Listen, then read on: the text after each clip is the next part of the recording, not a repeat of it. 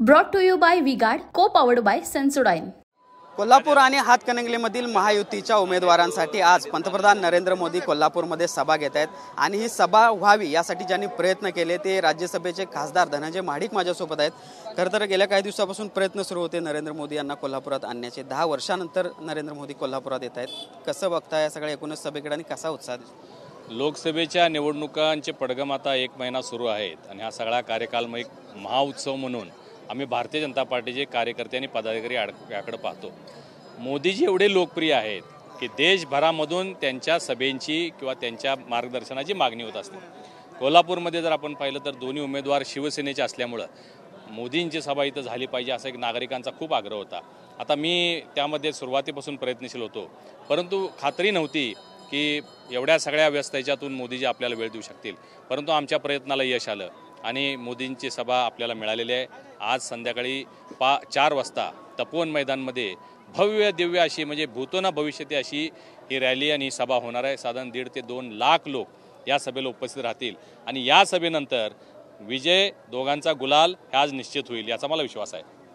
आपण जर बघितलं तर या सगळ्या एकूणच सभेवर टीका देखील आता सोशल मीडियातून होते विरोधकांकडून। भीती गादीची म्हणून सभा मोदींची अशा बरेच कॅम्पेन आहे। कोणतीही निवडणूक असेल हे विकासात्मक मुद्द्यावर व्हायला पाहिजे। आम्ही गेल्या 10 वर्षामध्ये प्रधानमंत्री मोदींच्या माध्यमातून देशभरामध्ये झालेल्या विकासाची माहिती लोकांना देत आहोत। रस्ते होत आहेत, ब्रिजेस होत आहेत, डॅम्स होत आहेत, करोड लोकांना घरकुल दिलेलं आहे, गॅस दिलेले आहेत, शौचालय दिलेले आहेत, 5 लाख रुपयाचं आयुष्यमान भारत कार्ड दिलेलं आहे आणि प्रचंड मोठ्या प्रमाणात विकासाची कामं देशभरामध्ये सुरू आहेत। एकीकडे आम्ही हे सांगतो विरोधकांकडे विकासाचा मुद्दा नाही, विजन नाही, ते विकासाबद्दल बोलत नाहीत। लोकशाही खतरे में है, संविधान बदल देंगे असल्या गोष्टींवर लोक विश्वास ठेवत नाहीत, लोक मत देणार नाहीत। त्यांनी काही जरी म्हणले तरी आज आमच्या दोन्ही उमेदवारांचा सन्मान करण्याचं काम प्रधानमंत्री मोदींनी केलेलं आहे। आपल्या समोर असणारे जे उमेदवार आहेत ते काँग्रेसचे आहेत, आम्हाला खूप आदर आहे त्यांच्याबद्दल, परंतु आज त्यांचा सन्मान भाजपनंच केलेला आहे, त्यांचा अपमान महाविकास आघाडीने केलेला आहे। तुम्ही बघा संभाजीराजांना राज्यसभेवर महायुतीच्या फडणवीस साहेबांनी घेतलेलं होतं। आज सुद्धा 6 महिन्यापूर्वी 2 महिन्यापूर्वी राज्यसभा झाली, त्यावेळी महाराजांना राज्यसभेवर पाठवता आलं असतं, ते न करता त्यांना असल्या लोकसभेच्या या सगळ्या ह्याच्यामध्ये त्यांनी आणलेलं आहे।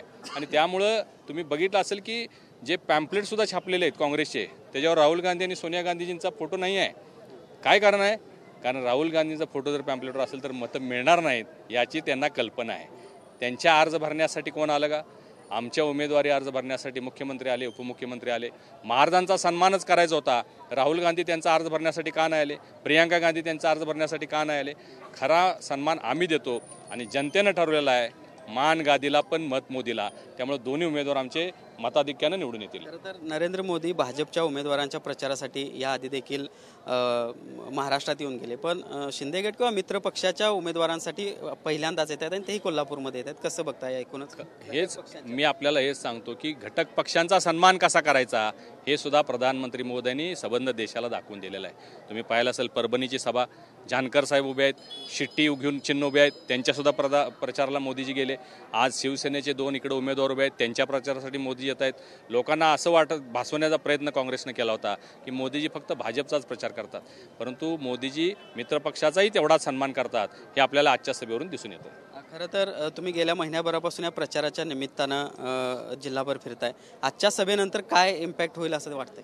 आजच्या सभेनंतर दोन्ही उमेदवार आमचे निवडून येतील ही घोषणा करायला सुद्धा काही हरकत नाही। दोन्ही उमेदवार गुलाल लावतील एवढंच या सभेनंतर आपल्याला पाहायला मिळेल। धन्यवाद। पाहिला पण हे होते राज्यसभेचे खासदार धनंजय महाडिक। खरं तर पंतप्रधान नरेंद्र मोदी यांची आजची जी सभा होणार आहे या सभेनंतर आमचे दोन्ही उमेदवार गुलाल लावलेले असतील अशा पद्धतीचा विश्वास त्यांनी या निमित्ताने व्यक्त केलेला आहे। जर्नलिस्ट सुनील काटकरसह Bhushan Patil, TV9 Marathi, Kolhapur. Brought to you by V-Guard, co-powered by Sensodyne.